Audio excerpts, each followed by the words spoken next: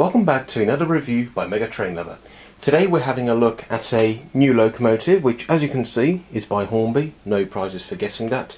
And you can probably tell from the picture on the box, but if I just bring the box closer to the camera, you can tell that this is a Bulleid Pacific. To be more specific, that rhymes, this is an original Merchant Navy class, number 35024, East Asiatic Company. And it's in the beautiful BR Express passenger blue with the early emblem.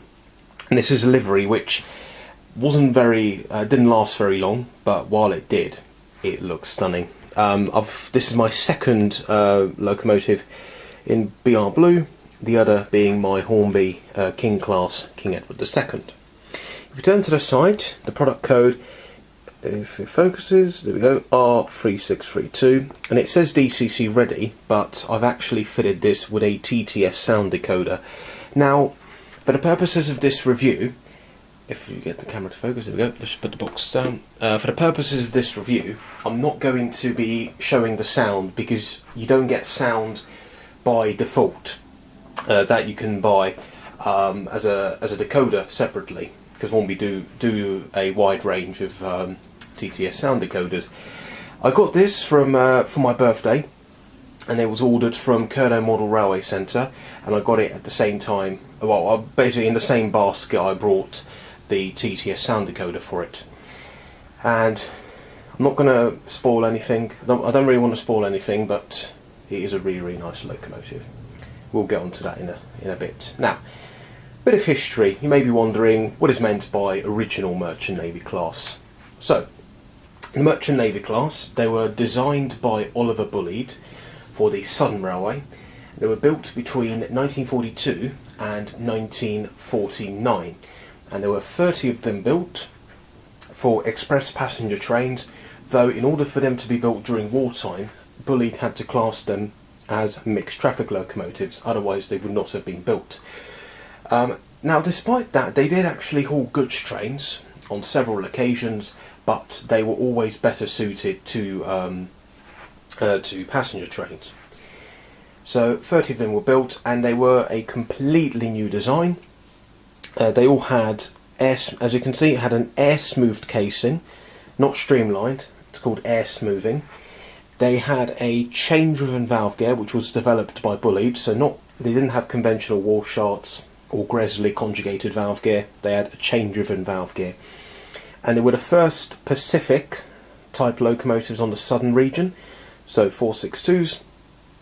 And they also had several other features which were brand new, such as electric lighting. They had a steam reverser. Well, steam reverser is not too new because you had the South Eastern and Chatham Rail engines, they all had steam reversers, but still quite an innovative feature compared to a screw reverser or even a lever reverser. But another innovative feature was they had a steam-driven firebox door. So rather than the fireman having to grab a huge bar and open it himself, he just flicked a switch and it opened by itself. There was a bar provided in case of failure, or in case the fireman just wanted to open it the traditional way, but it was all powered by steam.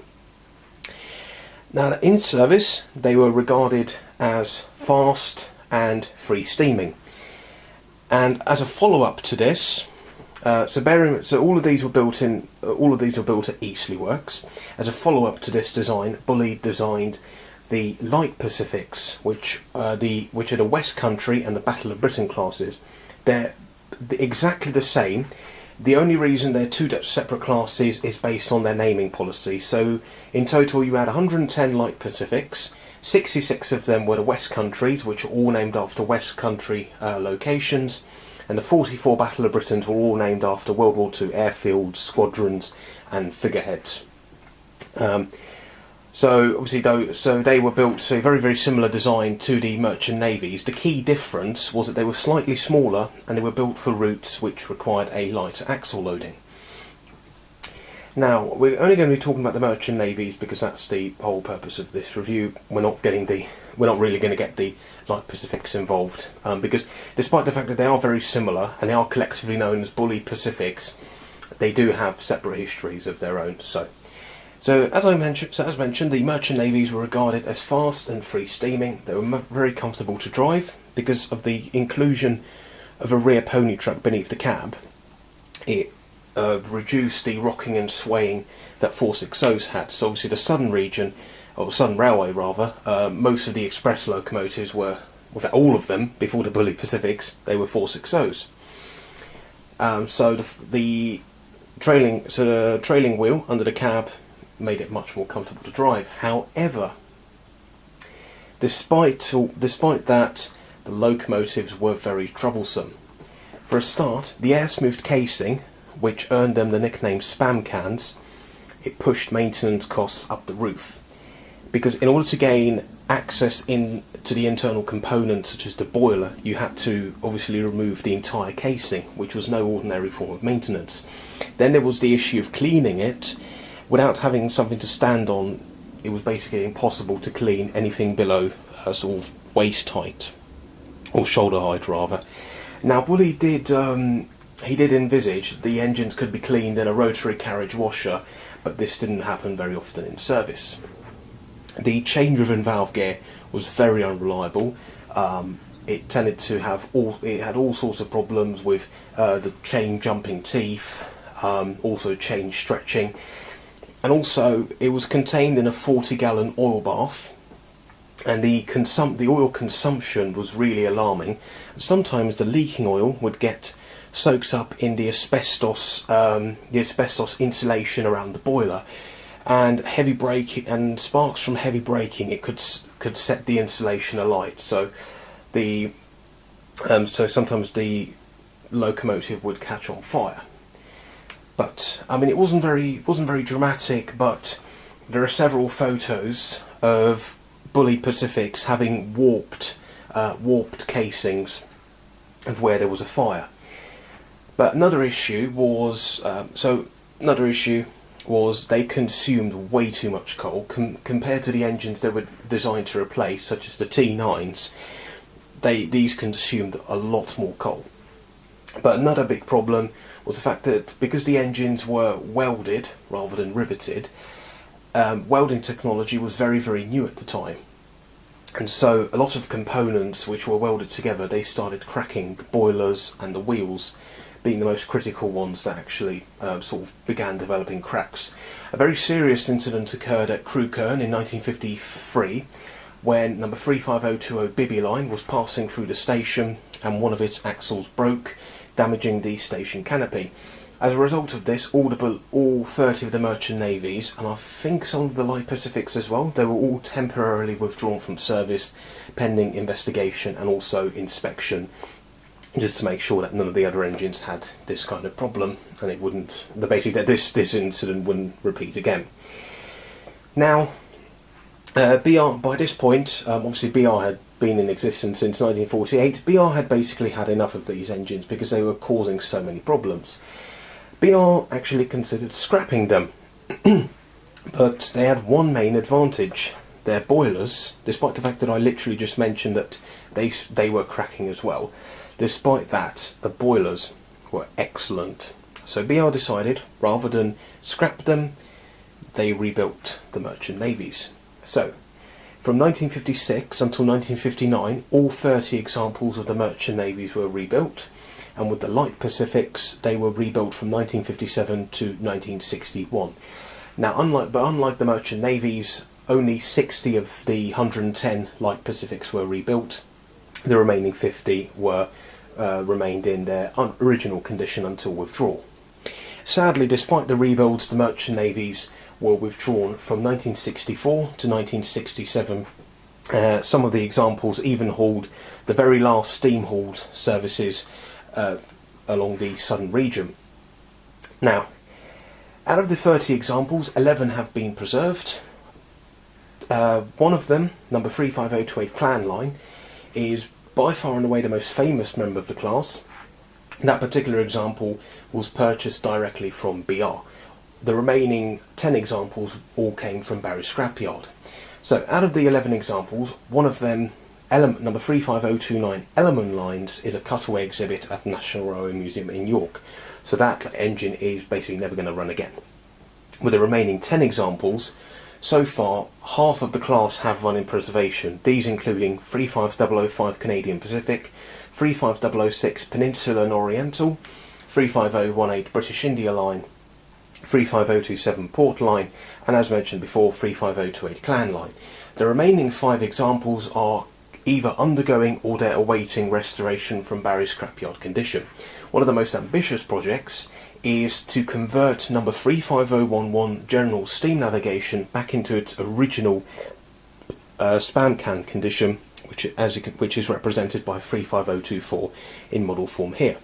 This particular loco, 35024 East Asiatic line, entered service in 1948 and it spent most of its life at Exmouth Junction.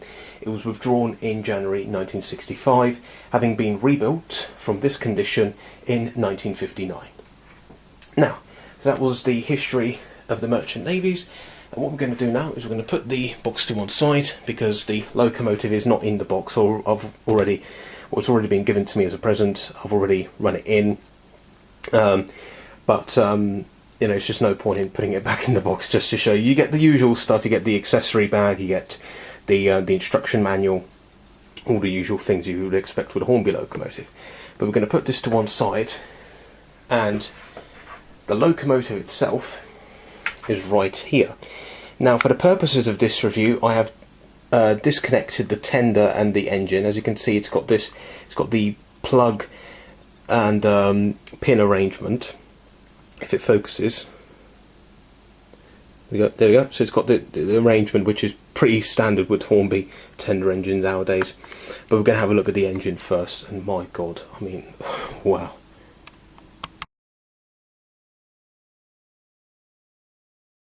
Wow. Honestly, where do I begin? One thing I must point out, these two discs, again as usual, they don't come with the locomotive. I had a spare of these and I fitted them myself. But, oh my God, I mean, let's start at the front. So on the front, you get a very, very characteristic look of a Bulleid Pacific. You get a separately fitted smokebox start and a separately fitted smokebox door handle. The brake pipe at the front comes in the detail pack, and as you can see I have fitted it, but it does come with sprung buffers, which is a really, really nice touch.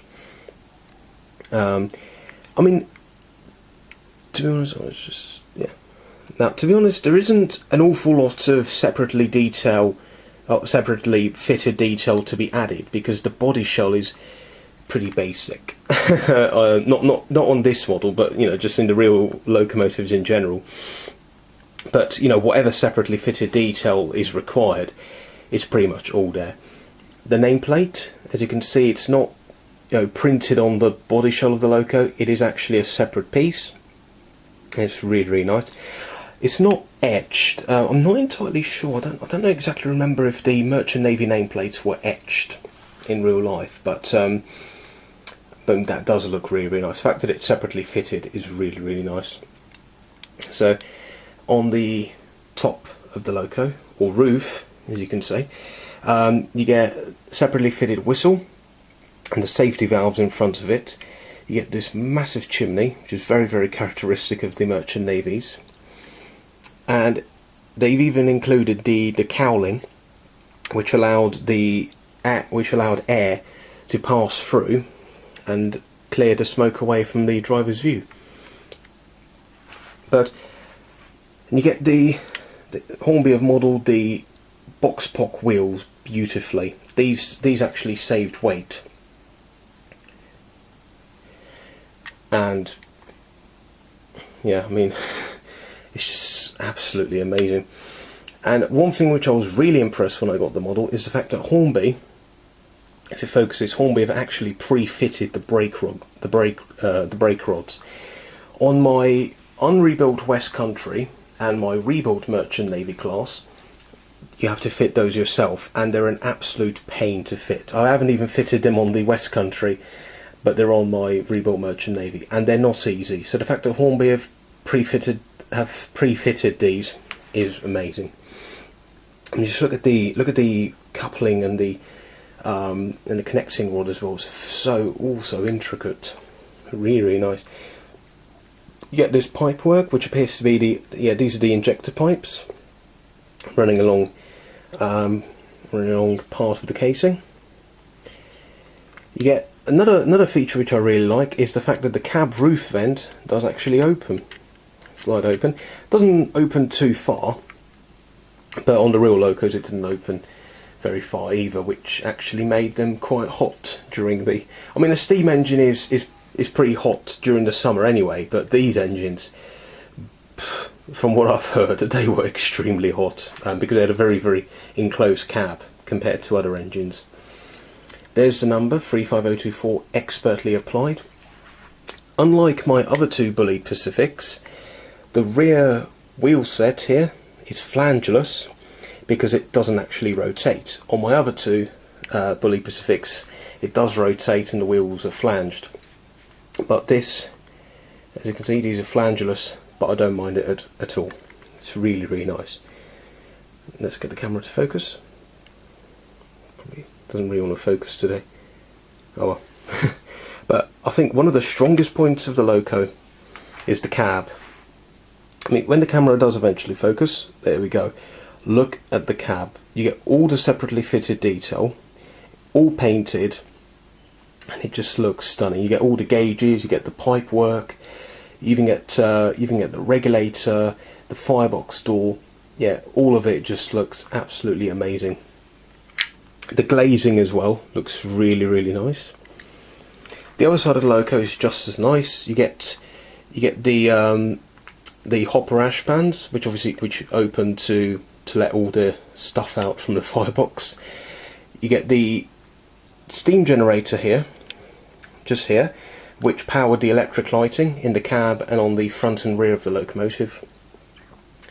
On the other side, again, pre-fitted brake rigging, and the wheels as well. I mean, the wheels look really, really nice. But aside from the cab, the other strongest point of this Loco is the livery. I mean, you can't help but not notice it. It's absolutely beautiful. The blue looks nice.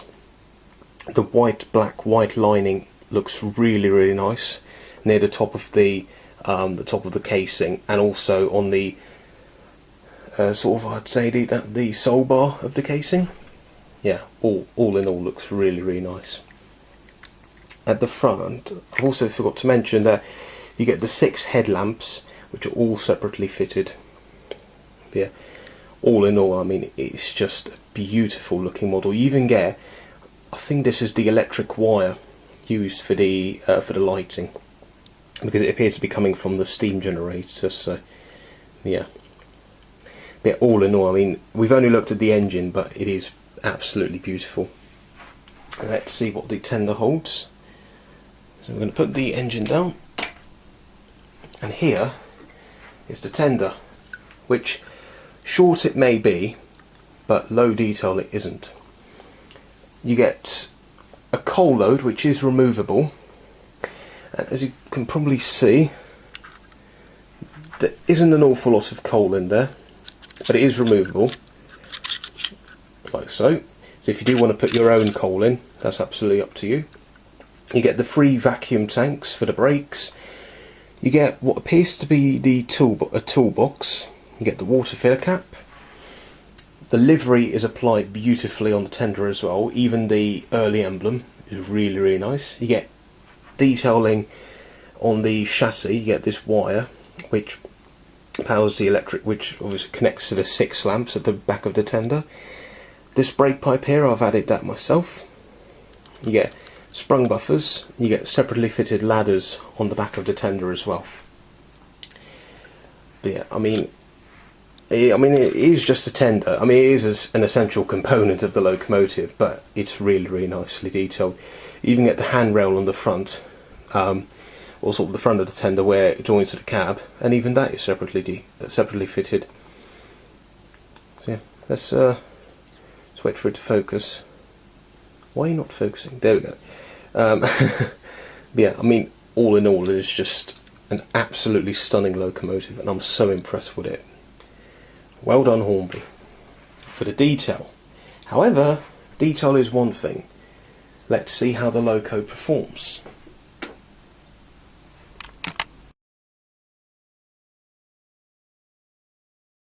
So here we have the Hornby unrebuilt Merchant Navy class on the track. My god, I mean, it just looks so beautiful. Just look at it. Really nice.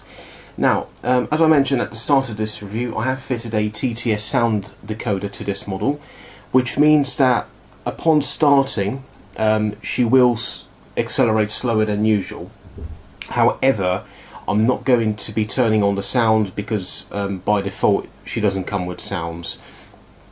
This is just to see, you know, how she does perform. In future videos I'll be showcasing the sounds, but just for the purposes of this review I'll not show the sound system. Anyway, let's give it some power and off she goes.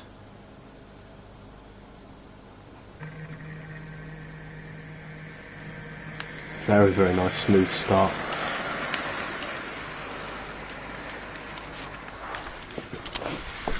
And away she goes. Wow. So I've just put it to halfway speed, essentially running in speed. Now she has been running already, but god, I mean, even out of the box, she was a really nice performer. Very smooth. Even now, but now she's running, even better. Wow. Now let's get a few shots of her passing.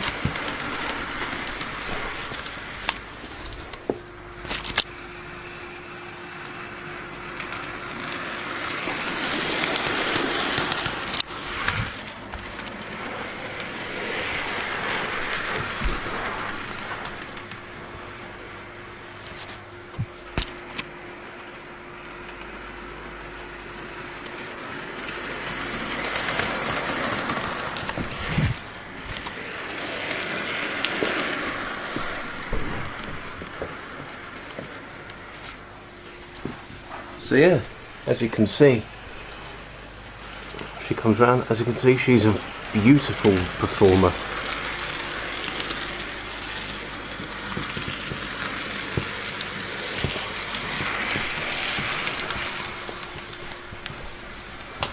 I'm absolutely in love with this model. Really nice.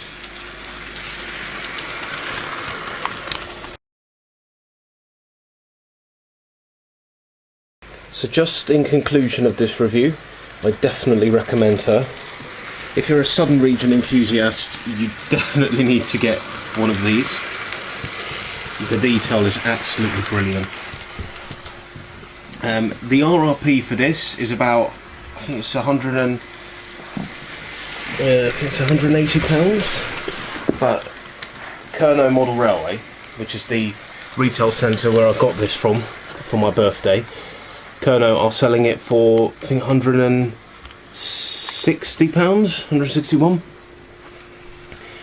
But yeah, which, you know, it's very nice price for a model of this quality. Absolutely beautiful. Honestly, I cannot describe how impressed I am with this model. Just everything about it. The livery, the detail, its appearance, performance, all really nice. Anyway, thanks very much for watching, and I shall see you in the next video. Goodbye.